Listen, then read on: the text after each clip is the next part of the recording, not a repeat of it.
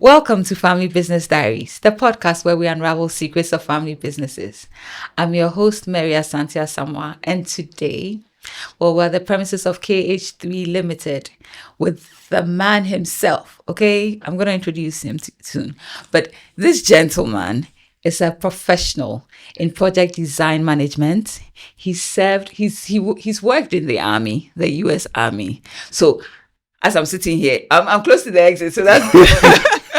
But no, we're very excited to be here with Mr. Kweku Hayford. Every lasting enterprise begins with a vision, but its true measure lies in the leaders who transform that vision into enduring impact. For more than 2 decades, Kweku Hayford has built a career at the intersection of strategy, business development, and transformational leadership. From the US Army and global telecommunications to construction and project management, his journey has been defined by solving complex challenges and building businesses that last. As the founder of KH3 Limited and the driving force behind the formation of KH3 Group, Kweku has led the growth of an integrated business that has delivered landmark projects for leading local and international organizations while expanding its footsteps across multiple countries. Yet, beyond the projects and partnerships lies a deeper purpose, creating businesses that outlive their founders. His philosophy is rooted in building excellence, empowering people, and laying foundations that future generations can inherit with confidence. Because true leadership isn't just about growing a business, it's about creating a legacy. This is the story of Kweku Hayford. Welcome to Family Business Diaries. Thank you, and thank you very much for having me. It's a pleasure to have you here. Thank you for opening your doors to us. Super Yes. grateful for that and for saying yes to this. And I'm reading your profile. I'm like, wow, there are people doing great things in this nation. So we're going to start this off. I mean, my people always say that I just go straight into it, but I really want to know you and tell us who you are right from the beginning, how we got here. Tell us about yourself. This is your brag sheet, so enjoy. Okay, in principle, I believe that we are here to take everything that we've been given, multiply it, and use it to help others do the same. So I live by a creed, which is I learn, I teach, I get, I give, I rise, I lift. Repeat that. I learn, I teach, I get, I give, I rise, I lift. Wow. And this has given me a central purpose in life because it is difficult to understand what life is. Fortunately for me, at a very early age in my life, unfortunately, I got to experience a lot of wealth and a lot of luxury. I worked for someone who was very wealthy. And I realized that the pursuit of that in itself doesn't necessarily bring fulfillment. And then career, all of that didn't matter. What mattered, I found, was relationships and how we move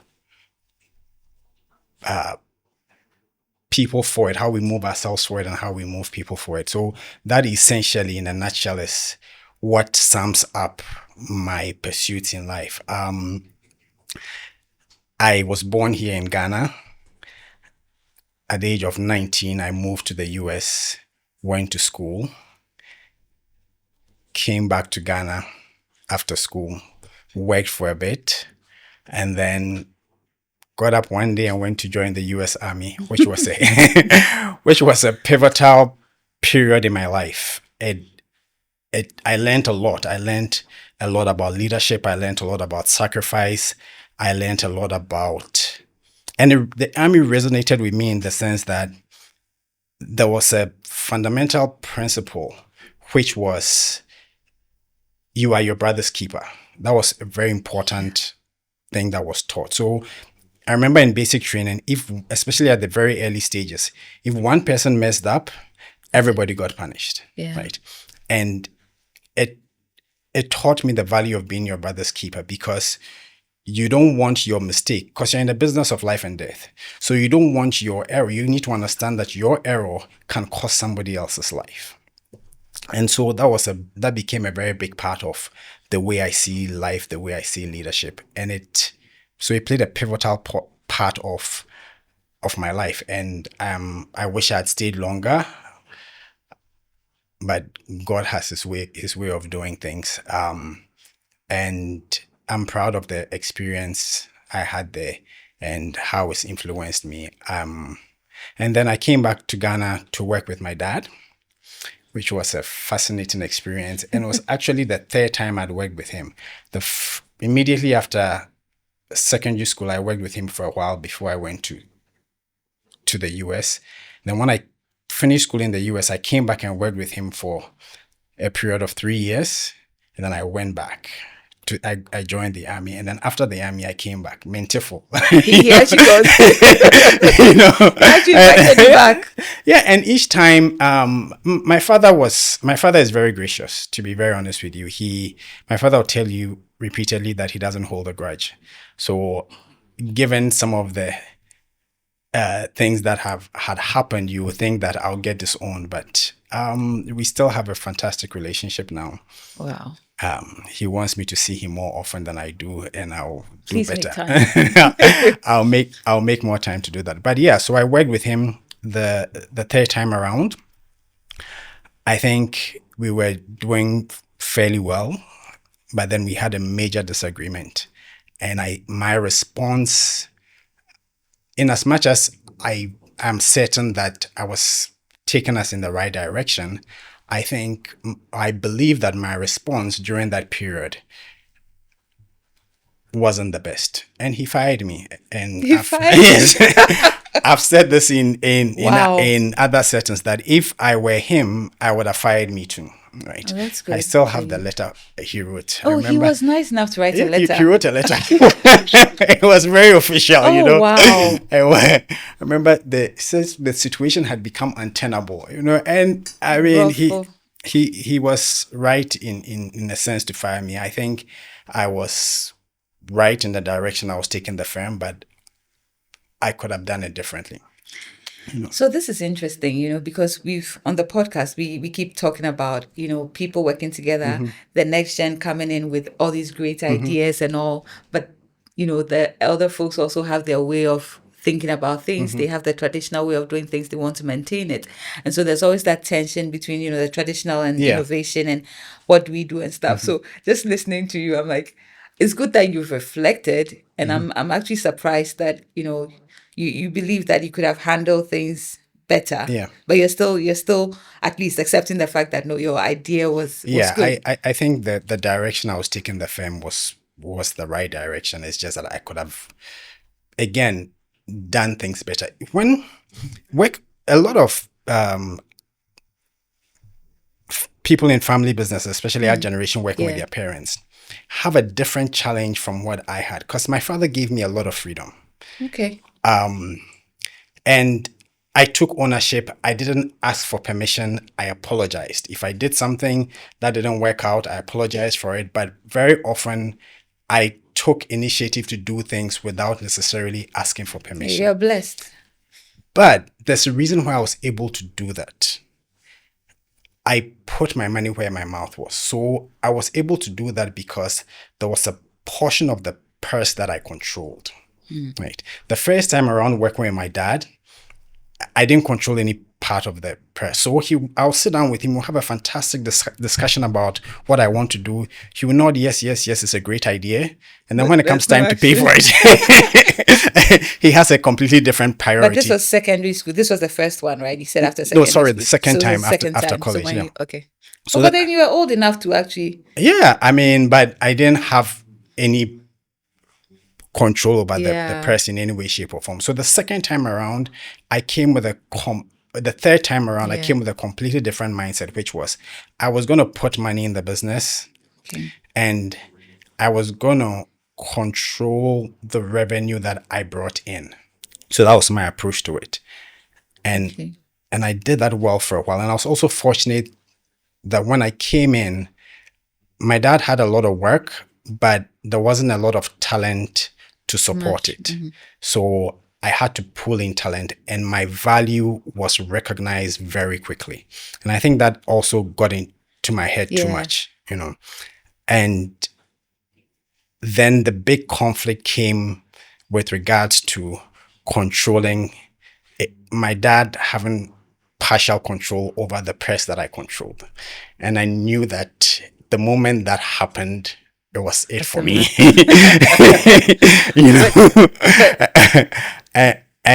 And so that was my pushback, and I don't think I pushed back too well. I actually think that I could have prevented it from getting to the place where he wanted that control, because sometimes he wasn't asking for much, and I should have been a little bit more accommodating than I was. So, that's what my challenge was. I know everybody has their own challenge, but most of the time what I hear is that he doesn't want, my dad or my mother is keeping us from bringing in new things, etc. My dad, nothing like that at all. He gave me the freedom to innovate, and he liked the results. He never told me he liked the results, but he would tell other people, That's normal. he would blow the trumpet for me with other people, but so I heard that, and that was energizing. That kept me going. But then there was this clash that I didn't handle properly. So, but do you think it's also because you brought in money, like you're feeling too much? I was feeling myself too much. I was feeling myself too much, and I was proud of the team I had built. I was excited about what they were doing. I was excited about the clients that we were able to bring in and work with, the volume of work that we had, and it got into my head, I love the fact that after everything, at least you've reflected on it, you've made peace with it, you've done all of that. Now, probably sensitive, but just curious. There's the family business. We always talk about it. That the problem is there's the business and then there's the family. Yeah. So how did this affect family? I hope everything is okay now, at least. I will honestly give all credit to my dad. I mean, given what we went through, I know my aunties, my mom got involved, my aunties got involved. Dr. 𝐶𝐻𝐿 of blessed memory got involved. He's my mother's uncle, to settle it. And that's how stubborn I was being at the time. And most fathers would have disowned their children, but my father was very gracious. He says repeatedly that he doesn't hold a grudge, and somehow we mended it without very much conversation. Just, this is a beautiful story. Yeah, I'm glad it's all worked out. So after you got fired, we've learned the lessons from that. Now we're here at KH3. Now, the name is not KH3. What does it mean? Even before we talk about how you got here and what you're doing here. Remember, I said that the army influenced me a lot in terms of leadership, the way I make my decisions, how I built my team. Yes. I was in a unit called the Nighthawks, and in most army units, the S3 shop is the S3 unit is the unit that runs operations. So KH3 just seemed suitable for me, and it was also nice that it matched my initials, a part of my initials. Love it. Okay, so KH3, what do you do, and who are your partners? What's going on here? Because we're here for another reason. I mean, even after everything has happened, you still jumped and decided to do something great. So tell us about it. When I was working for my father, like I said, as the conflict started, I set up KH3 with my wife as a shareholder, and then later, as we expanded it, I added my cousin, my father's sister's daughter, and who also got fired. So I was part of the crew, the crew of 3 that got fired. And then my finance and administrative head as well, because I also started the company with her. And so these are the 4 partners of the KH3 Group. Right now, we started out as a single fit-out firm, but now we are a group that focuses on building beautiful spaces, basically, from ground up. And we have a furniture company within that group that is run by my wife. We have a flooring company that sells carpets and soft flooring that is run by my cousin. And Yair and I run the group. The group. We also have a joint venture partner that we work with on different projects, Mr. Ernest Lamy. And that joint venture is called 𝐻𝐻𝐻 KH3. So in a nutshell, that's us. That's interesting. You think after the drama with one family business, you won't go into another. But this is a sensitive one. You are partners with your wife. Oh, yeah. With your wife. If things go wrong, that's it. Like I said, mentiful. Like I hold on to certain principles. I believe that family is important. I also believe that family is not necessarily defined by blood relations. Okay. You don't choose your relatives, but you get to choose your family. Okay. Blood makes you relatives, blood doesn't make you family. That's deep. Right. So I see a family as a group of people that you have chosen or birthed or who birthed you, that you are absolutely devoted to. Right. And for me, that's family. And your children, you have a responsibility to. They are your family, whether you like it or not. Your parents, I believe, are your family, whether you like it or not. Yeah. And then your wife is your family, whether you like it or not. You chose that. You chose to have your children. The rest of it is up for interpretation. so I'm digressing a little bit, but yeah. So I believe that working with family for me was the right thing to do because they had the talent. So why build somebody else's company when you can build something that is your own, and when you can build something with them? And at the time, naively, even after my experience with my dad, I still believe that working with family helped to build the relationship one way or the other. That's good. But I want to come into your bedroom. So you had this idea, let's do this. How did you approach your wife with the idea? What was the setup? How did you guys start this? Okay, so when I started the company, she worked for Ecobank at the time. And so there wasn't very much back and forth on starting the company. She wasn't involved in the day-to-day. She advised us on the financial side and came in and contributed. She helped. She used her network to give us some access here and there when we needed it. But she wasn't involved in the day-to-day. Stupidly, during COVID, that period was very difficult for us, especially coming right out of COVID was very challenging for us. We were disorganized. I lost two important technical people.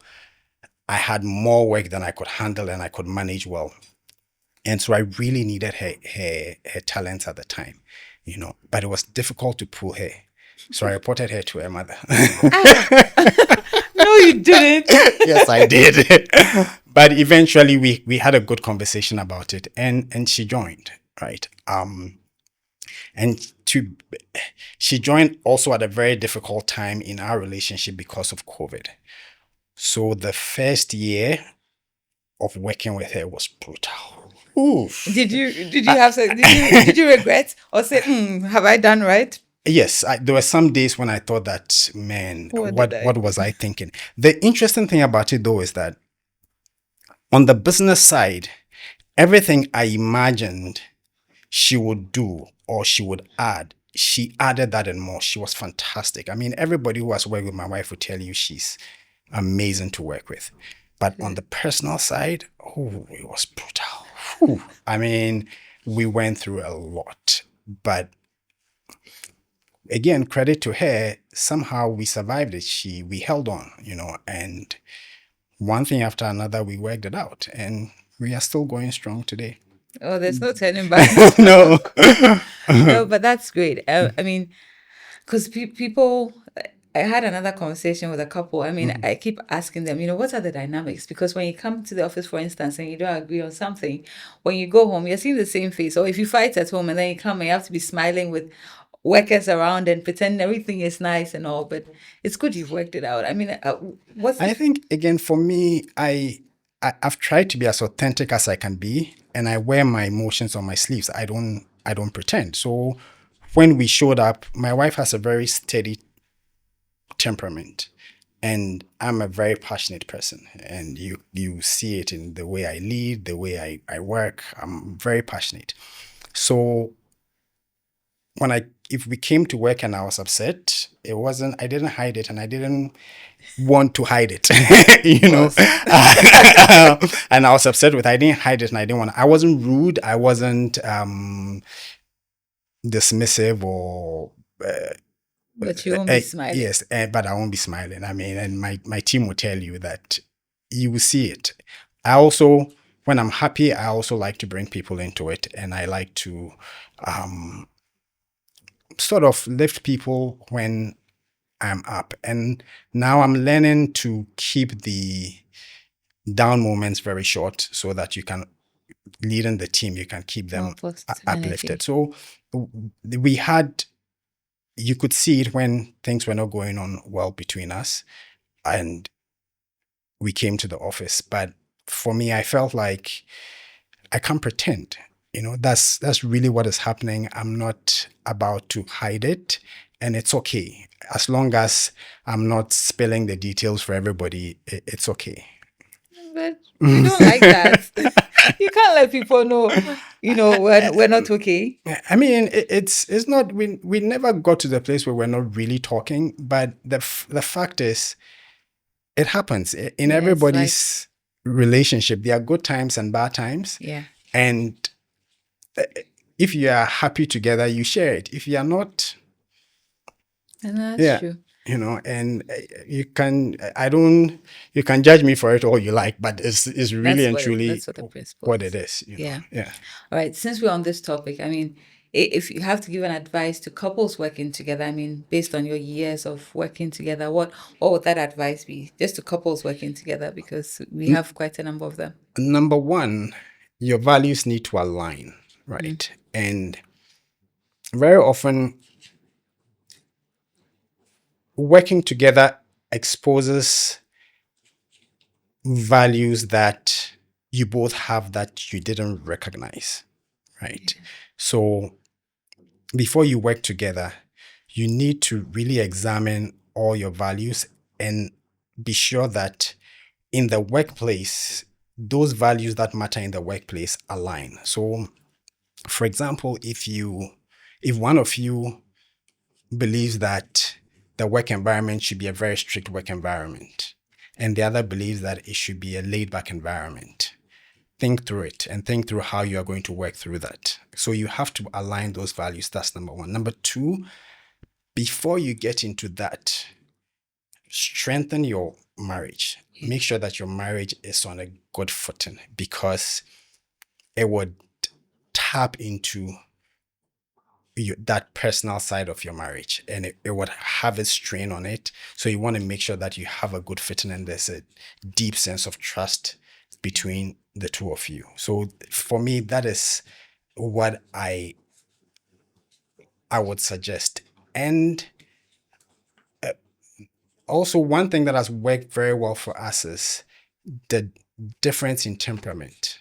Sometimes there are moments when it's been challenging, but for the most part, that difference in temperament has worked very well for us, and a commitment not to quit. Okay. No turning back. I generally don't like giving advice, and I say it often, but the one thing that I will always say is don't quit. Whatever the case, hang in there, don't quit. So don't quit. I'm going to hold on to that. Let's talk about leadership principles, right? Because doing business in Ghana, it's a sport. Yeah, it is. And for you, and especially when you work outside and you move back, like it's almost like a culture shock of Yeah. sorts, right? So how have you managed? I mean, it's because you say don't quit. I'm just thinking about you setting up this business. What has it been? What leadership principles have kept you going? How have you managed to build this business to this level? Because it's not the easiest thing to So do. I've been fortunate. Again, my cousin family, once again, very Yeah. good friend and cousin, is my business coach. And yes, I advise everybody to get a business coach. At least for me, it's been very helpful. But most people stay away from family for such things, right? Like I said, I mean, it's Yes, you have a definition of family, yes. I believe in family, you know. So, and I also believe that you go to family first, and if that is not going to work, then you look elsewhere, but always go to family first. But to answer the question, he has helped me evolve as a leader, because one of the big things that I learned is you lead different generations differently. You know, And now we're seeing and that has been that has been a shock for me, because I came in right out of the military very fairly strict in the way that I ran the office. I remember my cousin said to me, I don't even remember the story, but my cousin remembers the story. I walked into the office and someone was eating at their desk, and I just turned, looked at them, and I said, "I'll be damned if you're going to turn this place into the ministries. Take the food to the kitchen." Don't lose appetite for the rest of it.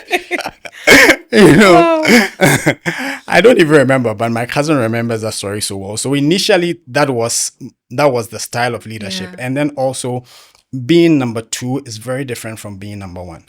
You know, and I learned that. But ultimately, for me, as a leader, you need to remember that you are there to serve, right? And Yep. you are a leader because people have chosen to follow you, right?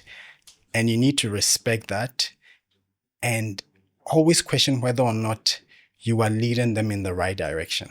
But foundational principle, you are there to serve the people. You are there to see them grow. You are there to help them flourish. So that's the foundation of leadership. And I also believe that whatever you see in the organization that you don't like, look at yourself first. Ask yourself, how am I contributing to this? Yeah. And what can I change about myself first to change the behavior, or to change what I see in the business that I don't like? So one, you are there to serve the people you lead, and two, you are the example for them. So what you see you don't like, look at yourself. What you see that you like, appreciate yourself for it, but don't let it get into your head. Love it. All right. These days, when I come for the interviews, I feel like it's a masterclass each time. Like I'm learning so much. I also learned a taking lot so from you much- watching your podcast. Yeah, watching people you. drop the gems.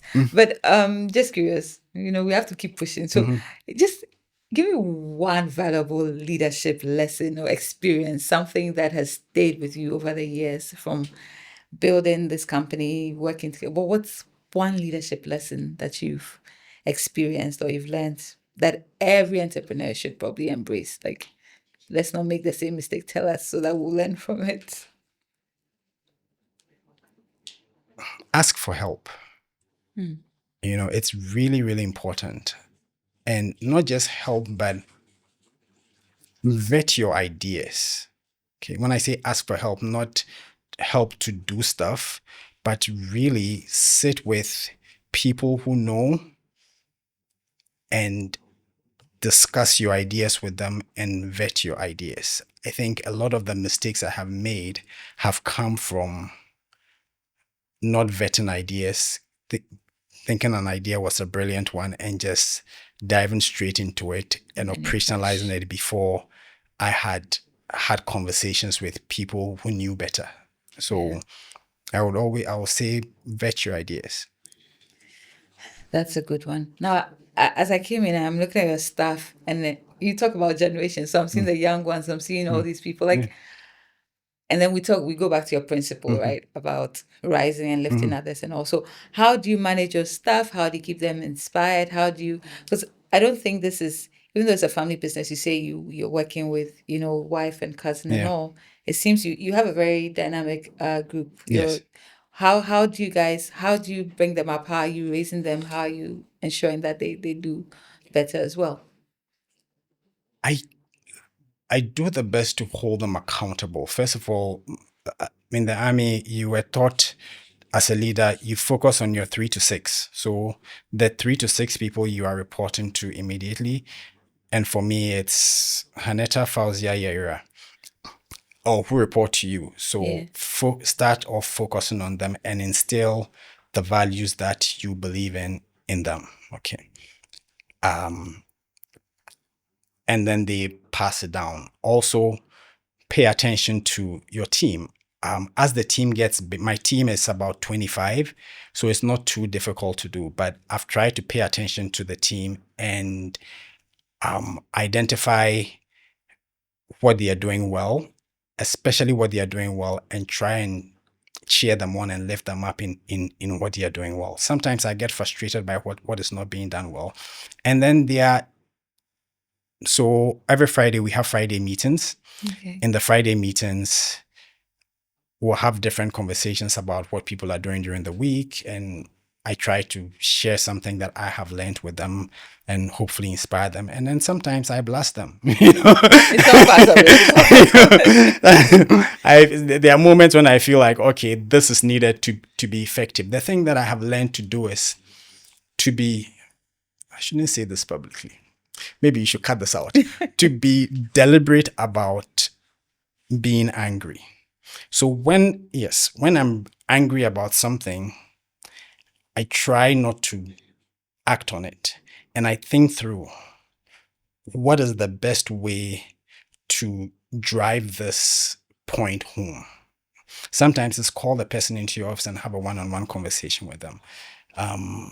Sometimes it's blast the whole team, right? And so when I'm angry, I've tried to make sure that anger is deliberate. Like I come in saying, yes, I'm coming to blast you.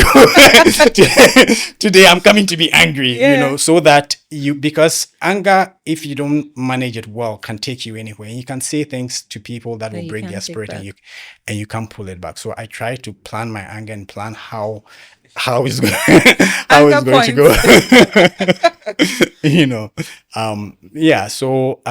That these are the ways I've tried to manage the team. But also I try to give people a lot of responsibility and allow them to take ownership of what they've been assigned to do. I learned how to swim because my brother pushed me in the water. And I struggled. He came to get me, and then he pushed me back. And I struggled. So I've learned a lot of things that I've learned in this way. So one of the ways I teach, and I like to teach, is to get you to do it. And as you do it, we work through it. Sometimes I get you to watch me do it, spend time watching me do it. Then I do it with you, and then you go do it. But very often, you get thrown in the deep end of the water, and my staff will tell you that. Deep end. First day, I give them assignments, and they're thinking, "Well, I just reported." Right? Wow. Yeah. No, but based on this, right? I mean, when I walked in today, I met your sons. Yeah. They're here already working. So this is the deep end action of what's going on here. Yes. Would you want to hand this over to? No. Would you want them in the business? Well, why are they here right now? Why are they not at summer school? Tell us. I was fortunate. I had a very similar experience. My dad exposed me to this business, and I fell in love with it. The business of construction, design, and I fell in love with it. So I believe in passing that forward, giving them an opportunity to see what I do and decide on whether or not they want to be involved in it. I think when it comes to succession, I have options.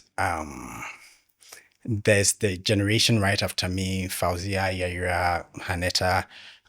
Then there's another layer of team members that we work with, and in that layer, there are people that I have identified can lead the organization in the future. There are others that I'm mentoring outside the organization. They're actually people that I've tried to place in other organizations to see how they grow, what the experience is, is in the hope that they are an option when it comes to succession. With my boys, if they want to be part of the business, that's nice. I hope that the team that I leave behind would be kind enough to also mentor them, and I'll be involved as much as possible. But if you really ask me what I want to do, what I want them to do, I want them to be hedge fund managers. Hey. I want them to invest in the company and own the Yes. company and be the boss and be the client. And then I get to take their children and fly their private jets around the world. That's it. If you ask me what I want them to do, I do want them to be involved in the company at some level, but I would like for them to be involved in it, if I had my way, at a board level where they are influencing expansion and bringing in investments and things like that, as opposed to being involved in the day-to-day work.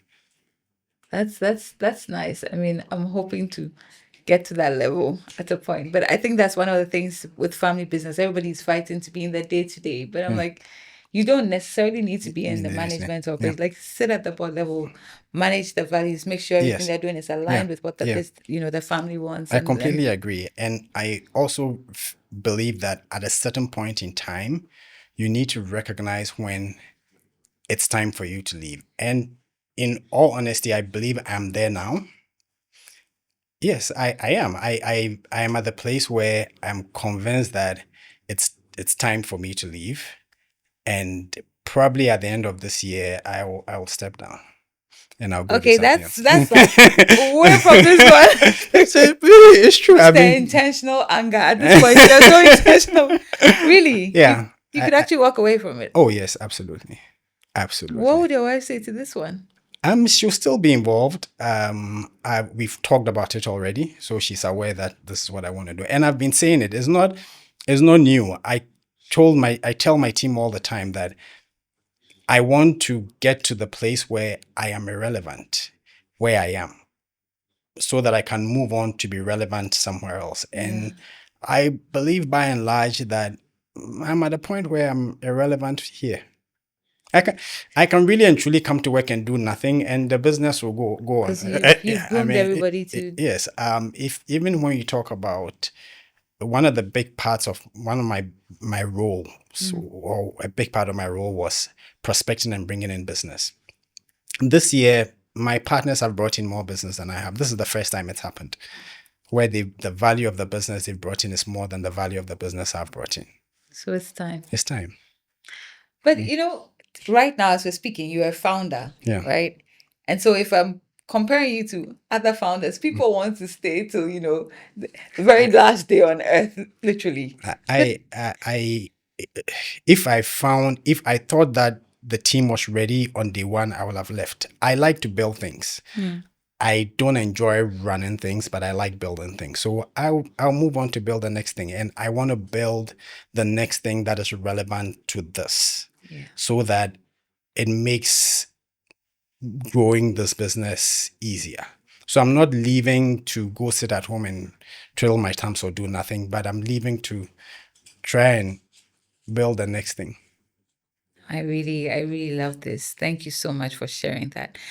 Now, I'm not even sure you have an answer for this, given how intentional you are, right? But if you had to change anything in your story, if you had to do something again, I mean, if you had to redo this, what would you change?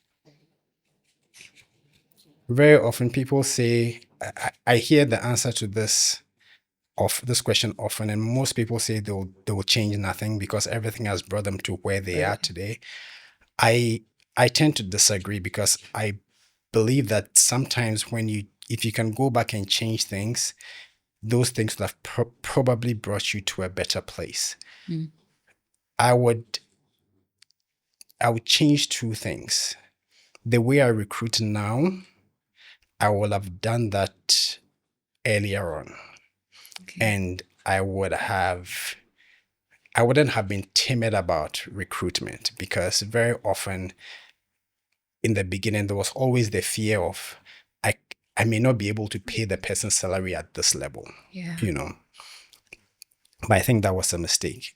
And the one thing I know I would absolutely change is I would have handled my dad differently. that I'm certain I would change, and I'm certain that would have taken me on a better path. Well, have gotten me where I am today by a better route, I think. Awesome. Well, we've had a really good conversation. I hope so. Oh, it's been good. I've taken notes. Right. My favorite is I learn, I teach, I get, I give, I rise, I lift. I'm gonna steal that one. You come to my office and you find it there. But just to wrap up, we have this thing where I want you to advise. You've given advice to the couples working together, right? But to founders. So in this case, you as KH3, right? To founders, and then to the next generation as well. Advise these two people, founders, next gens, because you're giving us deep stuff. So please advise them for me. I'm a person of faith. I think faith is important. Whatever your faith is, it matters. Faith matters. And so I will say to founders that this is God's story, right? However, you think that this is your business, you started it, blah, blah, blah. It's God's story, it's God's business. And so keep that in mind. And sometimes just allow him to direct you. Not sometimes, but allow him to direct you, because it is his story and it is his business. And understand that the things that go wrong, it's all part of the it's all part of the story. To the next gen, please, even if you want to start something on your own, pay your dues and learn. And there's nothing like soft life. Okay, I like that. What do you mean by that? There is nothing. I mean, I ask the team often, what do you want? And I keep hearing this thing, soft life. Yes. And nobody can really, what's soft life? Can you help me define what soft life is? Nobody has chill. Like, nobody has been able to tell me what soft life is, right? And what life has no hustle? And what will give you a soft life? Money? What will give you a soft life? How are you going to get the money? So exactly. So there's nothing like soft life. Life comes with challenges, and the challenges, wherever you find those challenges, are meant to help you grow. I was telling my PA that we had this soft life conversation. I was telling her, look, the wake up, right? I see you at work, you engage the team, you seem happy. I don't think I'm a cruel boss. So from what I can glean, you are happy with your work. Yeah. The most difficult part of it is waking up in the morning at 5 o'clock. Now you'll take that part and decide that it's a horrible thing to work. It's just a small part. Yeah. So very often when you look at the things that you don't like, there's only a small aspect of it that is difficult. And those difficult things are meant to help us grow. Wherever you go, if you are sitting at the beach doing absolutely nothing, there'll be a challenge. And it won't be such a soft life. That's true. You get sunburn, and now you have to treat it. So there's always something. There's right? always something. Yeah. So there's nothing like soft life. And the next gen need to understand that soft life is inside you. It's how you respond to what happens around you.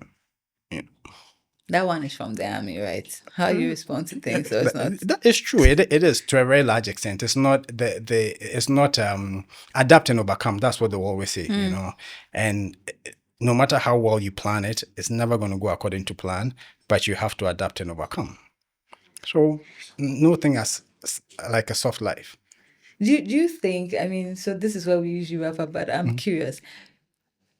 I won't ask you why you joined the army, but just listening to you, the principles, everything, it's certainly left a mark on you, right? Like it's had a major influence. It had a major influence on me. Like I said, it defined the way I lead. It defined the way I believe people should be organized. It defined how I see systems.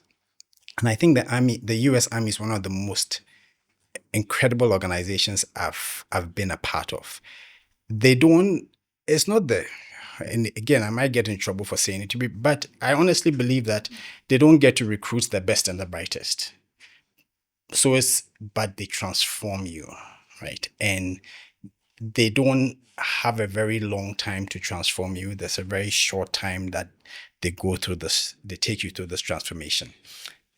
And what you find is people commit to each other pretty much not for the bigger purpose. Maybe there are some people who believe they are fighting for freedom, etc., etc. But for me, what I saw was the person next to you is fighting to keep you safe. Mm-hmm. And to be able to take a bunch of strangers and put them together and make them so tight knit is incredible. And you don't even stay at one unit through your career. You get up and you move to another unit. And when you get to that unit, 9 out of 10 is the same brotherhood, is the same sisterhood. And I think that is incredible.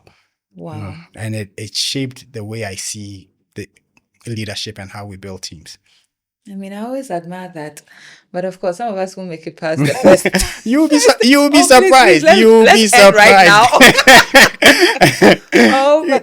You'll be surprised. I mean, it's you would think that you can't, but the like I said, it brings all kinds of people together and it transforms you. There just has to be a little bit of something in you, and you'll be amazed. I think our producer should have joined the army, and so I'm hoping that he's taken a cue from this and would push to recruit. I honestly, shout out to Urban Flex. If I had my way, I would say that you should have national service after secondary school, and it should be a 1-year army experience.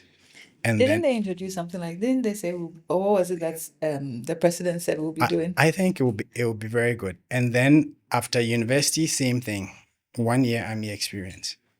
Well, thank God I've crossed those lines, because that would stress me out. And I mean, there are different branches of the army, right? So you go through a basic training, and then, or there are different branches of the military. It should be military training, let me put it that way.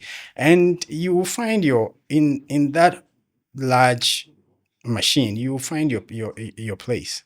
I'll be in the administrative office. Thank you. Yes, and there are people in the army who are in the administrative office. There are people in the navy who are in the administrative office. And there are pilots and all kinds of people. So you don't have to be wielding a gun or being in the infantry to be in the army. But the process, the experience, the brotherhood, sisterhood is great. Love it.